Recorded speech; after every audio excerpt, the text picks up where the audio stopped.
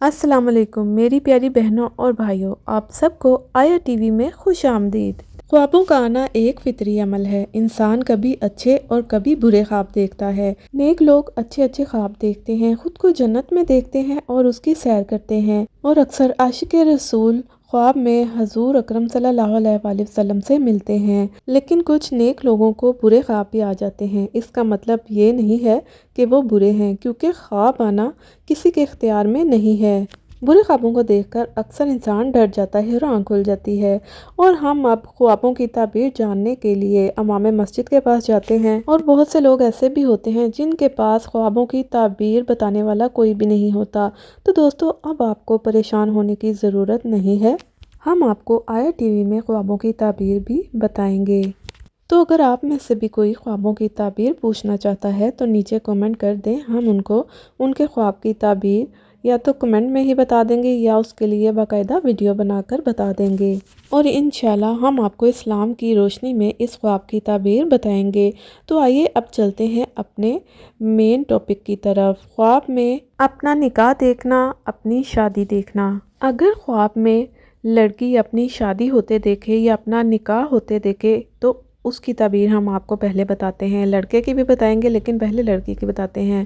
اگر عورت خواب میں دیکھے کہ اس کی شادی ہوئی ہے یا اس کو اس کے شوہر کے پاس لے کر گئے ہیں تو اس کی دلیل ہے کہ اس کی عمر ختم ہو گئی ہے، اور اگر شوہر اسے اپنے ساتھ لے گیا ہے اور اس سے اچھا سلوک کیا ہے تو اس سے خیر و منفیت پر دلیل ہے۔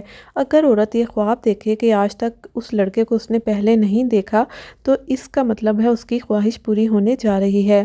حضرت ابراہیم کرمانی فرماتے ہیں کہ اگر کوئی خواب میں دیکھے تو شادی پہ ڈول ہے، باجے ہیں اور بانسریاں بجائی جا رہی ہیں تو یہ خواب ظاہر کرتا ہے کہ اس پر مصیبت آنے والی ہے۔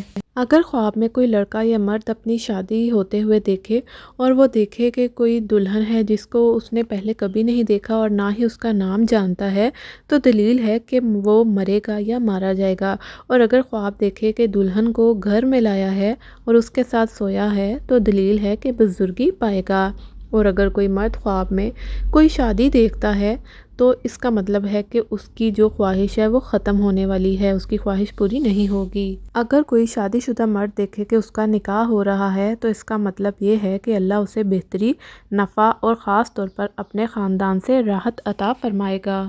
اور اسی طرح اگر کوئی شادی شدہ عورت دیکھے کہ اس کا نکاح ہوا ہے تو یہ کسی اس کو نقصان پہنچنے کی علامت ہے۔ اگر خواب میں خوشی دیکھے تو اس کا مطلب ہے کہ اس کو غم ہوگا، اور اگر دیکھے کہ کوئی خوش ہوا ہے تو اس کی بھی دلیل ہے کہ اس کو غم پہنچے گا۔ اگر کوئی لڑکی خواب میں دیکھے کہ اس کی شادی ہونے والی ہے لیکن اس کی شادی نہ ہو، وہ خواب میں شادی نہ دیکھے تو اس کا مطلب ہے کہ اس کی موت ہونے والی ہے، یا ہو سکتا ہے کہ اس کے ہاتھوں کوئی ہلاک ہو۔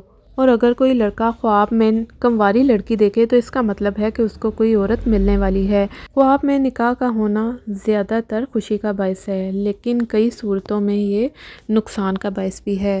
اگر کوئی لڑکی یا لڑکا خواب میں شادی ہوتے دیکھتا ہے لیکن وہ اپنی دلہن کو نہیں دیکھتا تو اس کا مطلب ہے کہ اس کی موت قریب ہے۔